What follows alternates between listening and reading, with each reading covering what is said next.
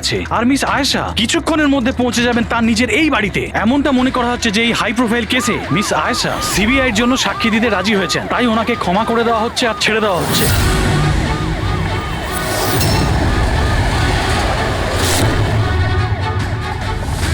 Ma'am, এটা কি সত্যি যে আপনি সিবিআই এর জন্য সাক্ষী দিতে রাজি হয়েছেন? ম্যাম, পুলিশ আপনাকে নিজের থেকে সিকিউরিটি দিচ্ছে নাকি সিবিআই? ম্যাম, এটা কি সত্যি যে আপনার কাছে উপযুক্ত প্রমাণ আছে?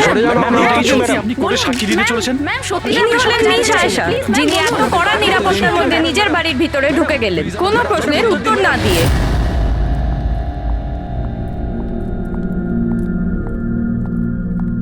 ম্যাডাম, খাবার রেডি আছে, দিয়ে দেবো কি? না, আমার খিদে নেই।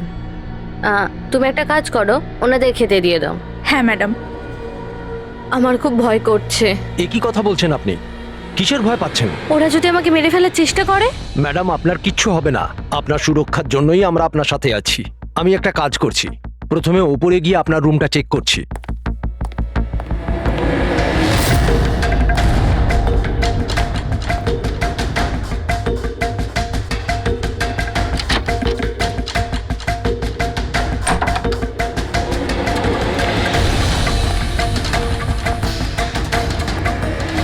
আপনার রুমটা চেক করেছি, সবকিছু ঠিক আছে। আর আপনি গিয়ে রেস্ট নিতে পারেন। দেখুন, আপনার কিচ্ছু হবে না। আর তাছাড়াও শুধুমাত্র একটা রাতের ব্যাপার। সকালে কোর্টে রায় বেরিয়ে যাবে আর ওরা গরাদের পিছনে চলে যাবে। You just relax.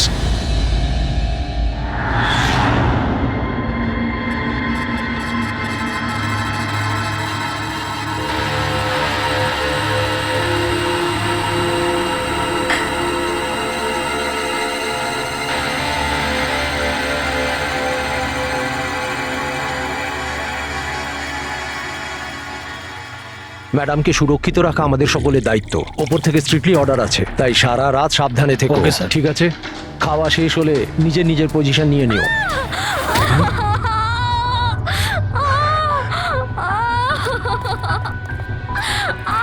Madam! Madam! Madam! Madam, দরজা খুলুন! ম্যাডাম, দরজা খুলুন! দরজাটা খুলুন ম্যাডাম।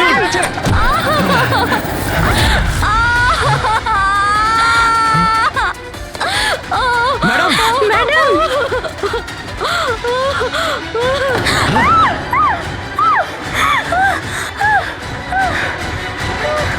Oh shit!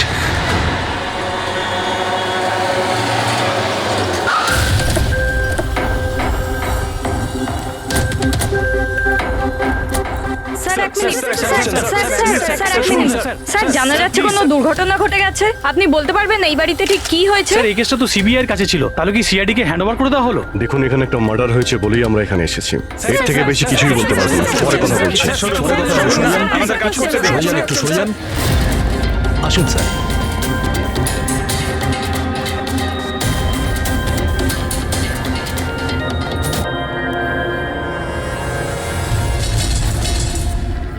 ওর মুখটা আর হাতটা তো একদম পুড়ে গেছে। ওরার কোনো চিহ্ন তো এই রুমে আর দেখতেই পাচ্ছি না। দেখে তো মনে হচ্ছে যে অ্যাসিড অ্যাটাক হয়েছে। হ্যাঁ দয়া, অ্যাসিড অ্যাটাকই হয়েছে। কিন্তু স্যার, কোথাও তো পড়তো জামা কাপড়ে বা নিচে কোনো অ্যাসিডের চিহ্নই তো নেই। সেটা তো ঠিক। স্যার, স্যার ইনি বাথরুম পড়ে আছেন, মানে স্নান করে বেরিয়েছেন, আর স্নান করার পর উনি এই ক্রিমটা এক লাগিয়েছিল। মিনিট, ওই ক্রিমটায় হাত দেবে না। ওই ক্রিমটাকে চেক করতে হবে।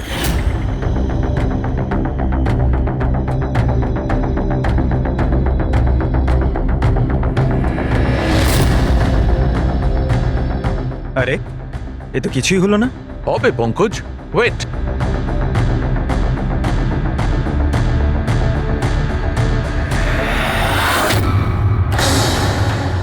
আরে স্যার, এটা তো দেখলে, এটাতে এমন অ্যাসিড মেশানো হয়েছিল যেটা সঙ্গে সঙ্গে কাজ করে না, 2-3 মিনিট বাদে কাজ শুরু করে। আর যখন কাজ শুরু করে তখন এরকম ভয়ঙ্কর ভাবে কাজ করে। স্যার, তার মানে স্নান করার পর উনি এই ক্রিমটা লাগিয়েছেন, আর সেটার এফেক্ট কিছুক্ষণ পরে হয়েছে। একদম ঠিক। কেউ আসলে একে মারবার জন্যে এর নিজের যে ক্রিম ছিল সেটা এই ক্রিমটার সঙ্গে বদলে দিয়েছে। এটা এটা কি বলছেন আপনারা? কি কি ব্যাপার? আপনি মনে হচ্ছে একটু বেশি ঘাবড়ে গেছেন। হ্যাঁ, কি জানেন আপনি এদের ব্যাপারে? না স্যার, আমি কিছুই জানি না। ম্যাডাম তো এই ক্রিমটা রোজই ব্যবহার করতো। আর এটা খনি ভালো মতোই জানতো, আর এটারই সুযোগও নিয়েছে। যেই হোক না কেন, আয়েশাকে খুব কাছ থেকে চিনতো। আচ্ছা, ওটা আপনি নয় তো? না স্যার, দেখো, আমরা জানি তুমি কিছু জানো। না ম্যাডাম, আমি কিছুই লুকাচ্ছি না। ব্যাস এই ক্রিমটা আমি লুকিয়ে লুকিয়ে কখনো কখনো ব্যবহার করতাম, আর আজও এই ক্রিমটা আমি মেখেছি।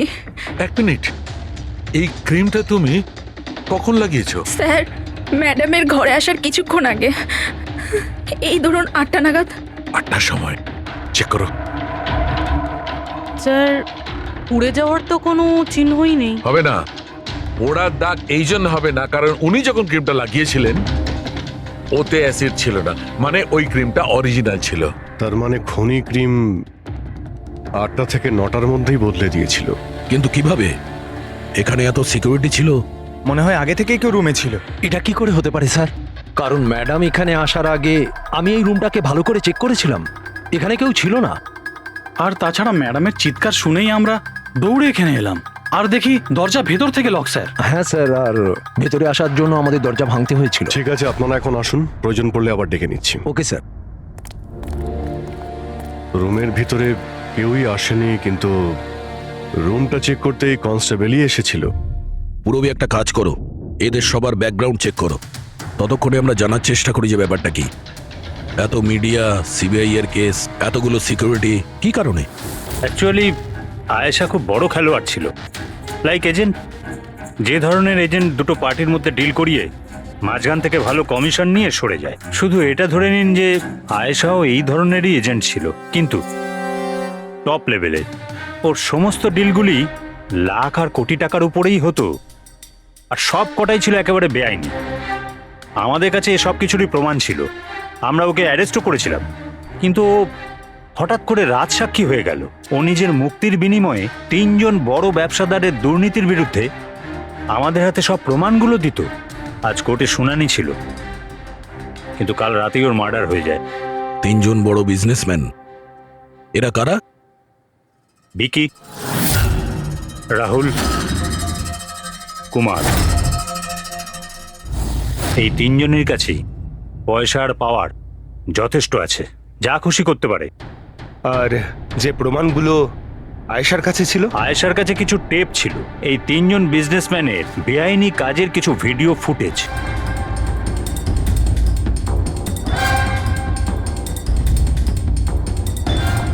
তার মধ্যে কুমারের একটা ক্লিপ আমাদের কাছে আছে। এই দেখো দয়া। চিয়ার্স। টাকাটা কবে ট্রান্সফার করছেন মিস্টার কুমার? ব্যাস, যেই আমাদের কাছে গানস পৌঁছে যাবে আপনার অ্যাকাউন্টে টাকা পৌঁছে যাবে। সেসবের চিন্তা আপনি করবেন না মিস্টার কুমার, ওনাদের কাছে অস্ত্রের তো কোনো খামতিই নেই, এমনিতেই তো পড়ে পড়ে জংই ধরছে। হ্যাঁ, তাছাড়া পাওয়ারে থাকার তো এটাই সুবিধা, তাই না?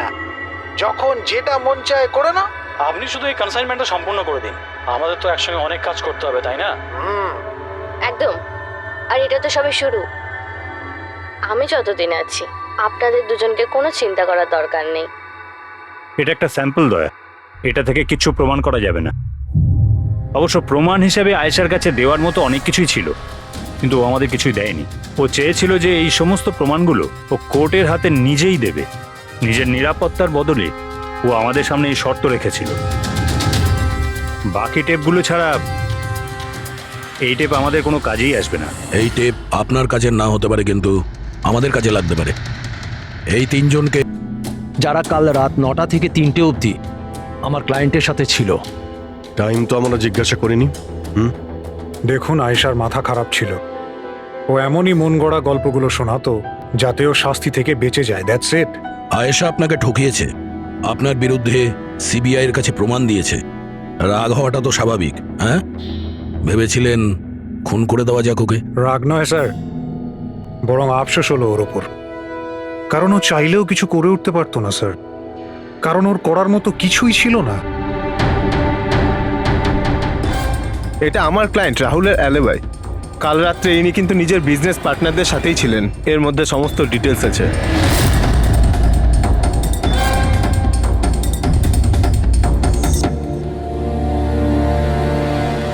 আমার মনে হয় না যে আপনাদের কিছু জানার আছে বলে।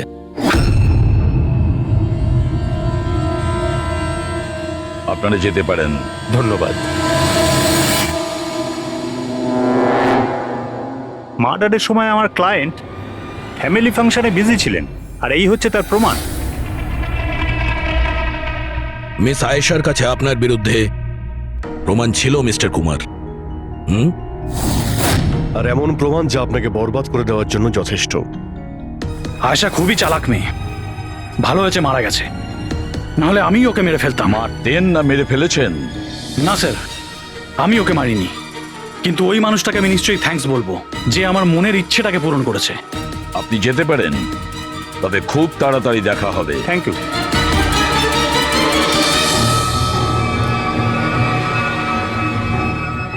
আপাতত আমরা কাউকেই অ্যারেস্ট করতে পারবো না। এখানে সবারই কোনো না কোনো কারণ আছে। স্যার, হ্যাঁ স্যার, স্যার একটা কথা জানা গেছে।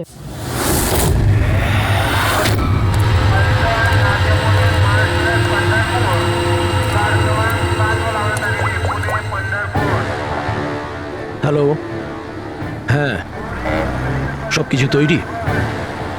একটা কথা মনে রেখো, কোনো ভুলভ্রান্তি যেন না হয়। এই তো দাদা, চলে আসুন, বাস ছাড়বে, বাস ছাড়বে।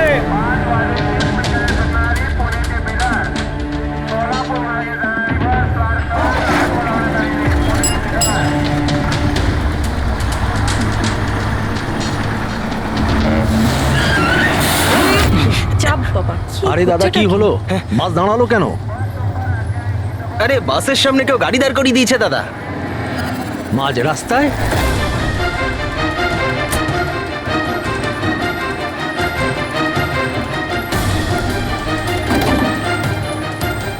স্যার, আপনারা এখানে?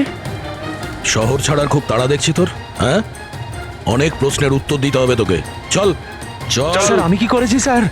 স্যার, আমার কথাটা তো শুনুন স্যার। স্যার, আমাকে কেন ধরছেন স্যার? স্যার স্যার কি করছেন স্যার? আমাকে কেন ধরছেন? আমি তো ছুটি নিয়ে দেশে যাচ্ছি স্যার। তোর রেকর্ড আমরা চেক করেছি, তুই তো আমাদের বলিসনি। হ্যাঁ, যে আয়েশার আগে তুই মিস্টার কুমারের জেট সিকিউরিটিতে ছিলি। হ্যাঁ স্যার, ওটাই তো আমার কাজ। আর আপনি তো জানেন যে সরকার আমাদের যেখানে পাঠায় সেখানে যেতে হয়। তোমার মোবাইলে কুমারের কল একবার নয় 3 বার, আয়েশার মার্ডারের ঠিক আগে। এটাও একটা কাজ। আপনারা ঠিক বলেছেন স্যার। কুমার আমাকে কল করেছিল, ও আয়েশা ম্যাডামের সঙ্গে কথা বলতে চাইছিল, কিন্তু আমি বারণ করেছিলাম স্যার। ও আমাকে টাকার লোভও দেখিয়েছিল, কিন্তু আমি তবুও কথা বলাইনি। প্রথমে দুবার বারণ করেছিলি তুই, আর তারপর রাজি হয়ে গেলি তুই। হ্যাঁ ম্যাডাম, এই কুমার স্যার আবার ফোন করছেন। হ্যাঁ, আমাকে কোনো বিপদের ব্যাপারে বলতে চাইছে। ফোনটা দাও। এই নিন। হ্যাঁ বলো। আমি জানতে পারলাম তুমি আমার জন্য চিন্তা করছো, কোনো বিপদ থেকে আমাকে উদ্ধার করতে চাইছো। How strange. আমি বলে দিচ্ছি, আমি তোমাকে খুব ভালো মতো চিনি, আর এই সমস্ত কার্যকলাপ না তুমি অন্য কারোর সাথে করো। আর এমনিতেও যদি আমি জেলে যাই, এই টাকাগুলো নিয়ে আমি কি করব? আচার দেবো? এই টাকাটা না তুমি তোমার কাছেই রাখো, এটা তোমারই সাহায্যে লাগবে। কোনো দরকার নেই এই ফোনটা আমাকে দেওয়ার। আমার সাথে গেম খেলার চেষ্টা করে যাচ্ছে, আর তুমি ওকে সাহায্য করছো। আমি কোথায় ম্যাডাম? আপনাকে সাহায্য করছিলাম তো। ঠিক আছে ঠিক আছে, থাক। শুধু এইটুকুনি জেনে রেখো, তুমি যদি ওকে সাহায্য করো না, রক্ষা পাবে না। আমি সিবিআই কে বলে দেবো, যদি আমার কিছু হয় তাহলে সবার প্রথমে তোমাকেই অ্যারেস্ট করবে। তুই গেছিলি না আয়েশার ঘরে ঠিক ওর রুমে ঢোকার আগে? ওর বিউটি ক্রিমটাকে অ্যাসিড ক্রিমে বদলাতে খুব বেশি সময় লাগেনি নিশ্চয়ই, তাই না? এ আপনি কি বলছেন স্যার?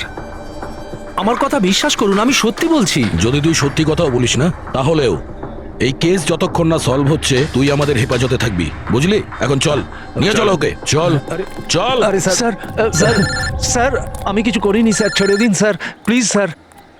হ্যাঁ পুরবি, বলো। স্যার, ওই ফুটেজটা যেটা ও সিবিআই কে পাঠিয়েছে, সেটা ওই ঘর থেকেই শুট করা হয়েছে যেখানে ওর খুন হয়েছিল। তার মানে আয়েশার বেডরুমে? হ্যাঁ স্যার, ওরই বেডরুমে। আসলে এই ফুটেজটা 1 বছর আগের। ফার্নিচার বদলানো হয়েছিল, তাই বোঝা যাচ্ছিল না। Are you sure? স্যার 100%। এটা সেই ঘরটাই। হ্যাঁ, একটা ভাইটাল ইনফরমেশন দিলে Purbi. Thank you so much. Purbi বলল যে আয়েশা মিনিস্টার আর মিস্টার কুমারের স্টিংটা ওই রুমেই করেছে। আর যদি এটাই হয়, ক্যামেরা ওই ঘরেই কোথাও লোকানো আছে, তার মানে ক্যামেরা এখনো ওখানেই আছে।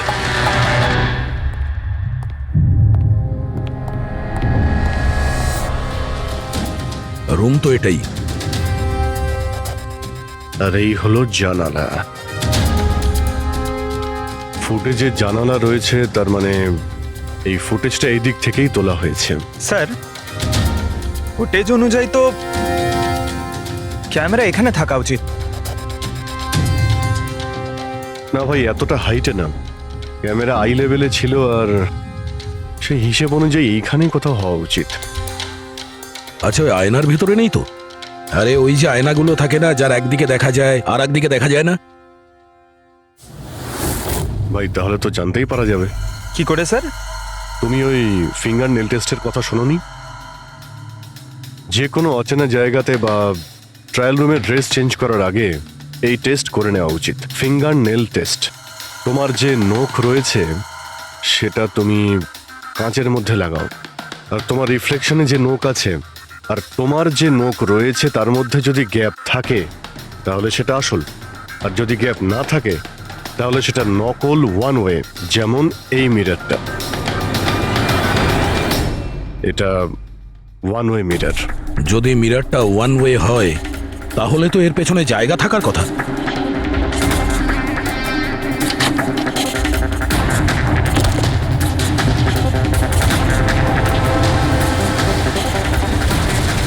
অভিজিৎ,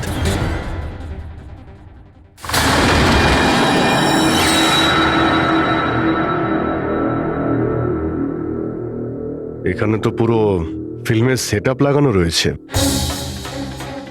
এসডি কার্ড তো নেই স্যার। হ্যাঁ,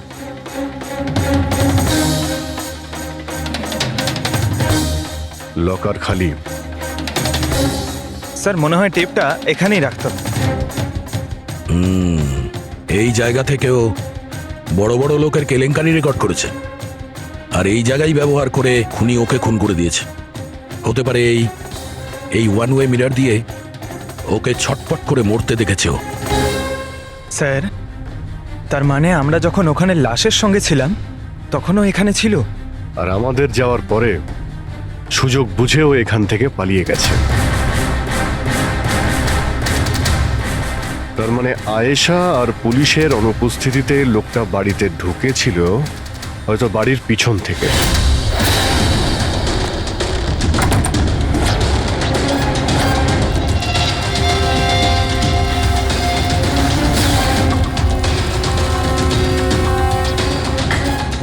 ও আয়েশার বিউটি ক্রিমটাকে সরিয়ে বিষাক্ত ক্রিমটা রেখে দেয়, আর তারপর ভিতরে ঢুকে বসে থাকে। তার মানে ও চোখের সামনে আয়েশা ওই ক্রিমটা লাগিয়েছে, আর একটু বাদে ছটফট করতে করতে মরে গেছে। তারপর পুলিশ আর রাখি এখানে আসে, তখনও ভেতরে ছিল। তারপর আমরা এখানে এসেছি, তখনও ভেতরে ছিল। তারপর রাত্রে সুযোগ পেতেই ও টেপগুলো নিয়ে এখান থেকে পালিয়ে গেছে, মনে হচ্ছে ওই রাস্তা দিয়েই। কিন্তু স্যার, মেইন গেটে তো পুলিশ দাঁড়িয়ে ছিল, ও মনে হয় পেছন থেকেই পালিয়েছে। এমন তো কিছু নয় স্যার, কিন্তু হ্যাঁ স্যার, প্রায় ধরুন মাঝরাতের দিকে গাড়ির চাকার এরকমই একটা আওয়াজ শুনতে পেয়েছিলাম। শব্দটা কোথা থেকে হয়েছিল মনে আছে তোমার? এই তো স্যার, এই পেছনের দিক থেকে, কিন্তু একবারই পেয়েছিলেন স্যার, আর দ্বিতীয়বার শুনিনি স্যার। ঠিক আছে, থ্যাংক ইউ।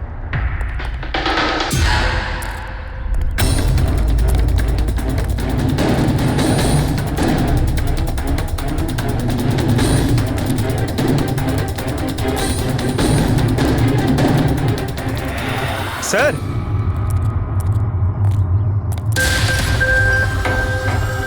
স্যার, টায়ারের ঘষার চিহ্ন তো রয়েছে এখানে, দেখতে পাচ্ছ এখানে এই তেল আর জল পড়ে আছে। মনে হচ্ছে এসি চালিয়ে গাড়ি এখানে অনেকক্ষণ দাঁড়িয়েছিল। আর তারপর গাড়ি এখান থেকে বেরিয়ে গেছে। ওই কনস্টেবল এই গাড়িরই টায়ারের আওয়াজ শুনেছিল। যদি গাড়িটা এখানে অপেক্ষা করেই থাকে তাহলে হঠাৎ এমন কি হলো যে তাড়াহুড়ো করে চলে গেল? স্যার মনে হয় কেউ দেখে ফেলেছিল, ওই জন্য ভয়তে পালিয়ে গেছো।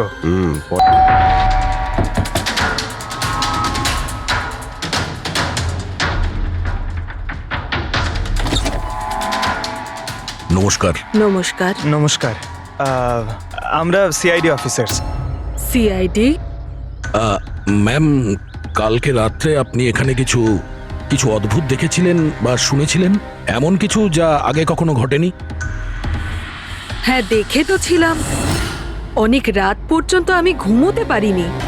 আর রাতে আমি দেখলাম বাড়ির সামনে একটা বড় গাড়ি পার্ক করা আছে, কিন্তু ওটা আমাদের সোসাইটির কারণ নয়। অনেক রাত পর্যন্ত গাড়িটা কিন্তু ওখানেই ছিল। কোন গাড়ি ছিল আপনার মনে আছে কিছু? দেখুন, গাড়ির ব্যাপারে তো আমি বিশেষ কিছু তো জানি না, কিন্তু ওটা HX9 ছিল, কারণ আমার ছেলের কাছেও ওই একই গাড়ি আছে। I see. আরো একটা কথা, যতক্ষণ ওই গাড়িটা ওখানে দাঁড়িয়ে ছিল না, গাড়ির ইঞ্জিনটা চালুই ছিল আর ভিতরে একজন বসেও ছিল। আমি এটা দেখছিলাম আর তখনই ওখানে কাউকে একটা আসতে দেখলাম আমাদের আয়েশার বাড়ির দিক থেকে। ওর হাতে কিন্তু একটা ব্যাগও ছিল। আরে এই যে, কে ওখানে? গাড়িটা তো চলে গেল, কিন্তু এটা বুঝতে পারলাম না যে ওরা কারা ছিল, কেন এসেছিল, আর ওরা আয়েশার বাড়িতেই বা কি করছিল। Thank you ma'am, thank you very much. Thank you. Sir, তার মানে খুনির সঙ্গে আর একটা লোক ছিল যে গাড়িতে বসে অপেক্ষা করছিল। লাখ টাকার গাড়ি ছিল। কি মনে হচ্ছে কে হতে পারে? সন্দেহের তালিকা এখন ওই তিনজনই রয়েছে। আরটিও থেকে খোঁজ নিয়ে দেখি এই গাড়িটা এই তিনজনের মধ্যে কার কাছে রয়েছে। স্যার, এই ধরনের দামি গাড়ি 3 জনের কাছে আছে। কি? হ্যাঁ স্যার, খুবই শৌখিন লোক, এক একজনের কাছে অনেক গাড়ি আছে। তাহলে এই 3 জনের মধ্যে ওই গাড়িটা কার আছে কি করে জানতে পারবো? তাও সিচুয়েশন অনুযায়ী খুনি এই তিনজনের মধ্যে কেউ মনে হচ্ছে। না স্যার, আমরা 3 জন এই খুনের ব্যাপারে কিচ্ছু জানি না। আপনারা এখানে কেন? স্যার, আয়েশা জীবনকালে তো আমাদের বাঁচা দুষ্কর করেই দিয়েছিল, এখন মরার পরেও আমাদের বাঁচা দুষ্কর করে দিচ্ছে। তার মানে? স্যার, আয়েশার খুনি ও আমাদের প্রত্যেককে ফোন করে 25 কোটি টাকা করে চেয়েছে, তাও আবার 24 ঘন্টার মধ্যে। আর হুমকি দিয়েছে আমরা যদি না দিই তাহলে ও আমাদের টেপ লিক করে দেবে। এর মানে হচ্ছে আমাদের মার্ডারের সঙ্গে কোনো সম্পর্ক নেই। ওই গলাটাকে চিনতে পেরেছেন? না স্যার, আমি চিনতে পারিনি। আপনারা শুনে নিন, আমি কলটা রেকর্ড করেছি। আয়েশাকে আমি খুন করেছি, আর ওই টেপসগুলো আমার কাছেই আছে। ওই টেপসগুলোর মধ্যে যা প্রমাণ আছে তোমাদেরকে সারা জীবন জেলে রাখার জন্য যথেষ্ট। 24 ঘন্টার মধ্যে কেম্যান ল্যান্ড ব্যাংকের অ্যাকাউন্ট নাম্বার 23122-তে 25 কোটি টাকা জমা করে দিন, না হলে এই প্রমাণটা পুরো দুনিয়া দেখবে। তোমাদের কাছে 24 ঘন্টা আছে, ভেবে নাও কি করবে। ওকে ট্রেস করো, দেখো কোথা থেকে ফোন এসেছে, কে ফোন করেছিল, দেখো কোনো ডিটেলস পাওয়া যায় কিনা। ওই যে ও অ্যাকাউন্ট নাম্বার দিয়েছে, ওটা দিয়ে হয়তো জানা যেতে পারে। না, ইন্টারন্যাশনাল ব্যাংক স্যার, কোনো ডিটেল দেবে না ওরা। হ্যাঁ, কথাটা ঠিকই। স্যার, হ্যাঁ, ইন্টারন্যাশনাল কল ট্রেস করতে পারছি না। তার মানে কিছুই হবে না? ওই বদমাশকে 25 কোটি টাকা দিতেই হবে? না। কেন দেবেন 25 কোটি টাকা ওই বদমাশ লোকটাকে? হ্যাঁ, আর কেন দেবেন যেখানে আপনারা কিছু করেননি? না কোনো ঘুষ দিয়েছেন আপনারা, না কোনো বেআইনি কাজ করেছেন। তাহলে আপনাদের বিরুদ্ধে ওই টেপে তো কিছুই থাকবে না। হ্যাঁ, যদি আপনারা কিছু করে থাকেন তাহলে। আরে এটা কি বলছেন স্যার? আমরা কিচ্ছু করিনি, আমরা ইনোসেন্ট, আমরা নির্দোষ। আপনি তো অযথাই আমাদের ওপর। আশ্চর্য তো। এনিওয়ে, থ্যাংক ইউ, আমরা নিজেরা সামলে নেব। চলো।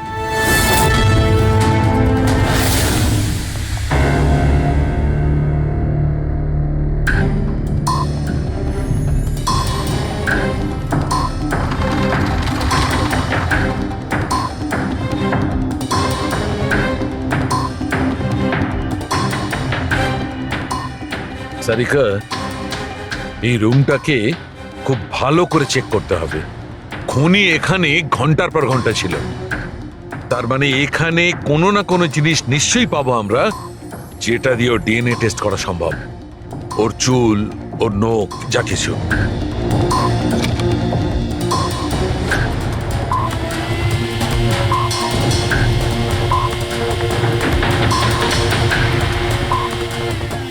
এক মিনিট সারিকা, হ্যাঁ একটা ফোর্সেপ দাও।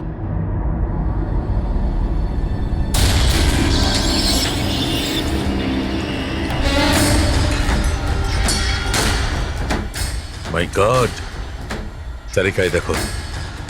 Contact lenses. Yes, contact lens. কিন্তু কিন্তু আয়েশার চোখ তো একদম ঠিক ছিল।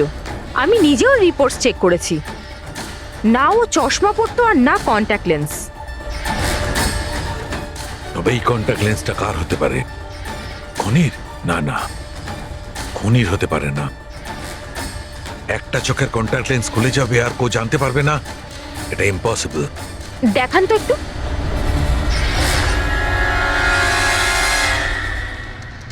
বেশ হাই পাওয়ারের লেন্স।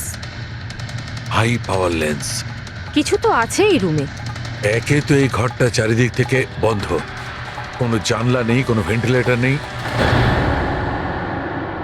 হুম?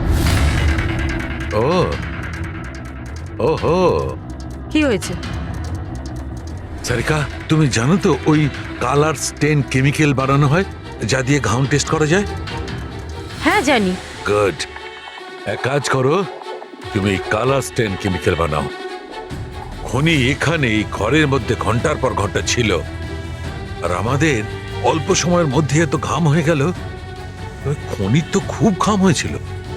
ইয়েস, এই ঘামটাকে চেক করব, তার থেকে জানা যাবে যে খনি কোথায় ছিল, দাঁড়িয়ে ছিল না বসে ছিল না কিভাবে ছিল, সব কিছু। ওই র্যানসাম কলের কোনো মানেই হয় না, ওই কল বোগাস হতে পারে। হ্যাঁ স্যার, কারণটা আমাদের কেস থেকে সরানোর জন্য আর টাকা কামানোর জন্য। এই তিনজনের মধ্যে কেউ আয়েশাকে খুন করে আর ওই টেপটাকে চুরি করে, আর সে বাকি দুজনকে কল করে ব্ল্যাকমেল করছে। কিন্তু স্যার, সে কে? স্যার, আমার তো মনে হয় কুমার হতে পারে। ও ভীষণ রকচটা, যে কারো খুন করতে পারে। আর ওই বাকি দুজন, ওরাও কম যায় না স্যার। এই তিনজনের যেমন পয়সাও আছে তেমন ক্ষমতাও আছে এদের। খুনি এই তিনজনের মধ্যেই কেউ হবে স্যার। আর খুনির একজন সঙ্গীও আছে, যে ওই বাইরে গাড়িতে বসে খুনির জন্য অপেক্ষা করছিল। হ্যাঁ, হবে তো এই তিনজনের মধ্যেই কেউ। আর এমন একজন যে আয়েশাকে খুব কাছ থেকে চিনত। এক্স্যাক্টলি, সেজন্য ও জানতো যে আয়নার পেছনেও আরো একটা রুম আছে, আর আয়েশা কোন ক্রিম ব্যবহার করতো সেটাও ও জানতো। স্যার, এর মানে ওই গোপন জায়গার ব্যাপারে খুনি ছাড়া আর কেউ কিছু জানতো না। এক্স্যাক্টলি। তাহলে স্যার? তাহলে আবার কি করবে দয়া? ধরে ফেলো ওদের। ওদের প্ল্যানিং এই, ওদেরকে ফাঁসাতে হবে।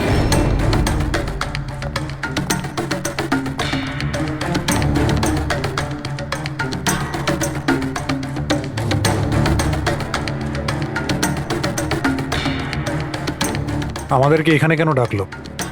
কোনো আইডিয়া? হয়তো জিজ্ঞেস করার জন্য ডেকেছে, খুনিকে টাকা দিয়েছে কি দিইনি।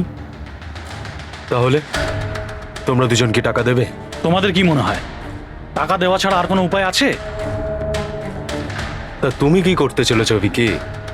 দেবে টাকা? দেখো, টেপের ব্যাপারে তো কিছু বলতে পারছি না, আর তাছাড়া আমি কোনো বেআইনি কাজ করিনি, এই জন্য টাকা দেওয়ার তো কোনো প্রশ্নই আসে না। সরি, আমি টাকা দিচ্ছি না। ও কাম অন ম্যান, এত ঢং করার কি আছে? কিছু করে থাকলে বলো না, শুধু আমরা তিনজনই আছি এখানে। দেখো রাহুল, যদি কথা... এক সেকেন্ড, নাও, সিআইডি মেসেজ করেছে। আরে কোথায় আছে ওরা? কি লিখেছে বল। কোথায় আটকে গেছে, আসতে পারবে না, ফিরে যেতে বলেছে। হোয়াট ননসেন্স ভাই, আমরা কখন থেকে এখানে বসে আছি, শুধু শুধু সময় নষ্ট করে দিল। এবার কি করবে? যাওয়া যাক, আর কি। চলো, কাম অন।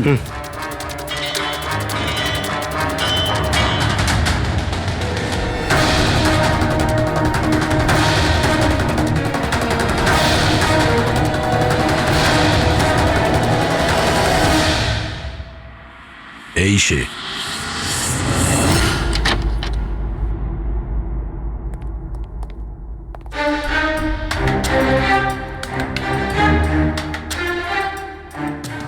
স্যার, ভিকি, তার মানে ও জানতো যে আয়নাটার পিছনে ক্যামেরা আছে। হ্যাঁ, বাকি দুজনের হয় এরা কিছু জানে না, না হলে আমাদের সামনে অ্যাক্টিং করছে। স্যার আমার তো এই বিকিকেই সন্দেহ হচ্ছে। এবার কি করব? নজর রাখা যাক এর ওপর, কোনো না কোনো ভুল নিশ্চয়ই করবে। হ্যাঁ সারিকা, কালাস্টেন কেমিক্যাল রেডি। ঠিক আছে, চলো।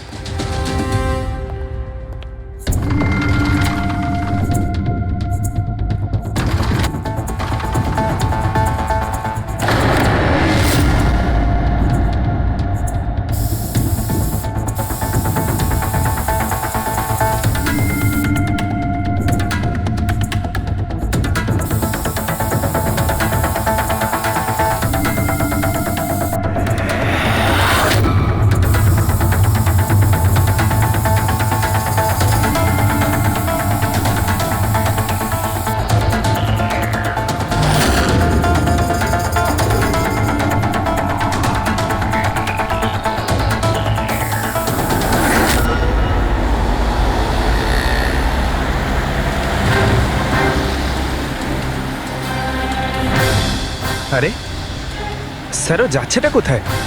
আরে কোথায় আর যাবে পঙ্কজ, বন্ধুদের সাথেই দেখা করতে যাচ্ছে, আবার কি?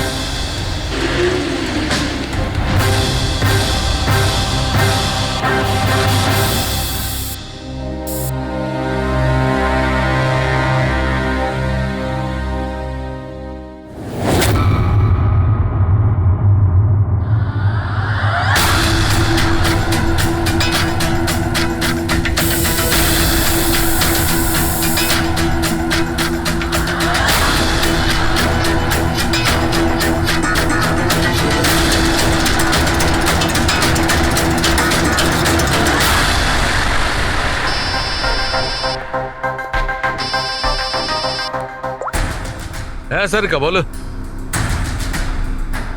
গুড, কিছু পেলে? মেঝেতে? মেঝেতে শুয়েছিল? মেঝেতে কেন? ওকে ওকে, ঠিক আছে সারিকা, আমি তোমাকে পরে ফোন করছি। বাই। ওই দুদিন আগে আমি 1124 লাস্টটা এনেছিলাম। হ্যাঁ স্যার। কোথায় ওটা? ওর মুখটা দেখতে হবে। এই যে স্যার।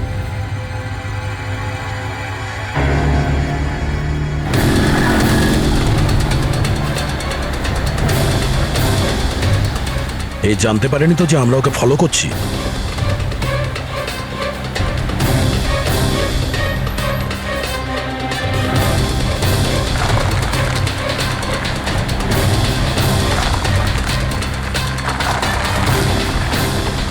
স্যার, এটা সত্যি সত্যি বাড়িতে ঢুকে গেল।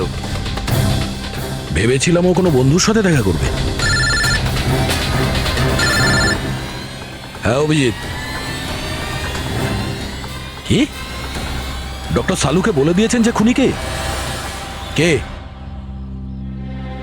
ও হ্যাঁ, আমরা এই ভিকিকে ফলো করতে করতে ওর বাড়ির কাছে পৌঁছে গেছি। ঠিক আছে, আমরা ওয়েট করছি। অভিজিৎ আসছে।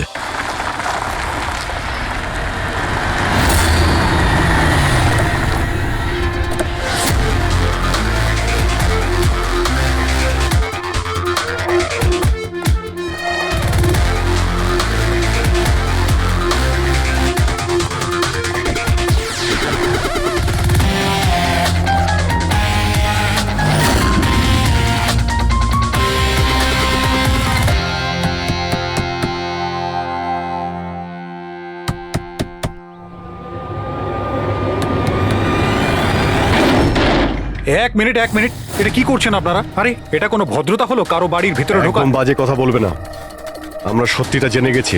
কোথায় লুকিয়ে রেখেছো ওকে? দেখুন, আপনি আমার কথা শুনুন, আপনার কোথাও ভুল হচ্ছে। আমি কিচ্ছু করিনি। আমি না আয়েশাকে খুন করেছি আর না এখানে কাউকে লুকিয়ে রেখেছি। আমরা কখন বললাম যে তুমি আয়েশার খুন করেছো? হ্যাঁ, একেই বলে চোরের নজর বোচকার দিকে। দেখুন, আমার কথাটা বোঝার চেষ্টা করুন। আপনারা আমার কথাটা শুনুন। আপনারা আমার কথা কেন শুনছেন না? হ্যালো, আপনারা এইভাবে ভিতরে ঢুকতে পারেন না।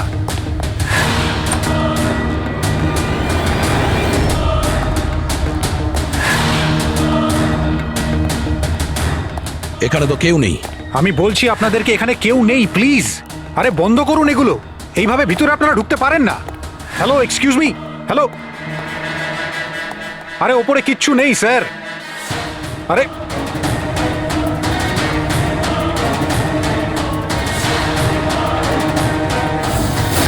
প্লিজ দেখুন, এখানে কিচ্ছু নেই, কেউ নেই এখানে। আরে আপনারা তো আমার কোনো কথাই শুনছেন না। আজব তো, কখন থেকে বলছি এখানে কেউ নেই। আরে কেউ নেই এখানে। হ্যালো স্যার,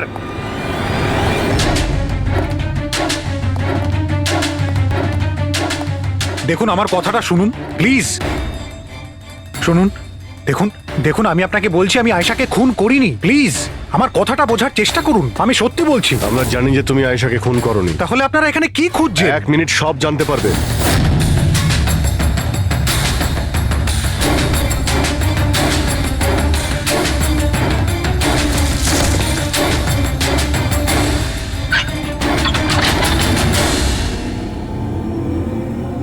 স্যার আসুন।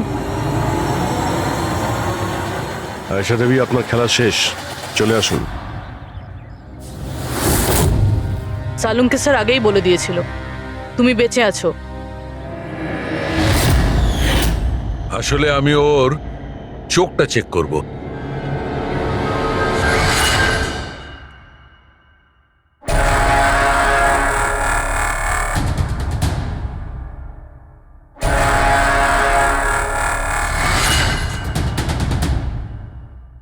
আমি যেটা ভেবেছিলাম সেটাই ঠিক।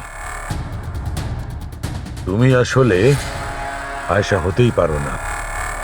তুমি তো সে যাকে ঘরের মধ্যে বেঁধে রাখা হয়েছিল। অন্য কোনো মেয়েকে আয়েশা বানিয়ে নির্মমভাবে ওকে হত্যা করেছো। কে ছিল ওই মেয়েটা? কি শত্রুতা কি ছিল ওর সঙ্গে? ওর সাথে কোনো শত্রুতা ছিল না। আমি শুধু আমার জীবনটাকে বাঁচাতে চেয়েছিলাম। আমি খুব ভালো করে জানতাম যে সিবিআইকে সাক্ষী দেবার পরেও আমি সুরক্ষিত থাকবো না। এই তিনজনেই কিন্তু খুব ডেঞ্জারাস। ওরা আমাকে ঠিক খুঁজে বের করে নিত, আর আমি ভয় পেয়ে বেঁচে থাকতে পারতাম না। তাই আমার সামনে একটাই রাস্তা ছিল, নিজের মরে যাওয়ার মিথ্যে অভিনয় করে সারাটা জীবনের মতো উধাও হয়ে যাওয়া। এই পরিকল্পনাটা আমরা দুজনে মিলে বানিয়েছিলাম। ওই মেয়েটা একটা স্ট্রাগলিং অ্যাক্ট্রেস ছিল। ওকে আমরা ইন্টারনেটের কোনো অনলাইন কাস্টিং এজেন্সি থেকে খুঁজে বার করেছি। রিয়া নাম ছিল ওর। ওকে এই জন্যই সিলেক্ট করেছিলাম কারণ ওর হাইট, ওয়েট সব কিছুই আয়েশার মতো ছিল। আমরা ওকে মিথ্যে মিটিংয়ের অজুহাতে বাড়িতে ডাকি, আর ওকে অজ্ঞান করে দিই, আর ওকে বেঁধে ওই গুপ্ত রুমে রেখে দিই।